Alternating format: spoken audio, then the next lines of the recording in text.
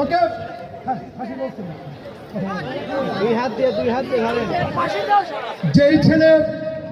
যেই ছেলে তার বাবাকে বাবা বলে ডাকতে পারে না প্রতিদিন, যেই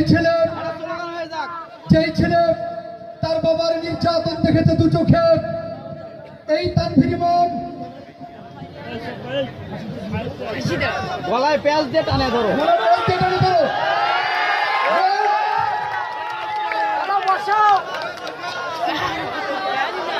সাইদুর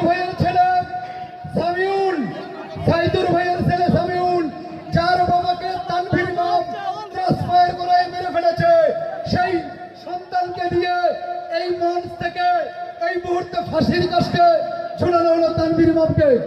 এই ফাঁসি চাই, ফাঁসি চাই।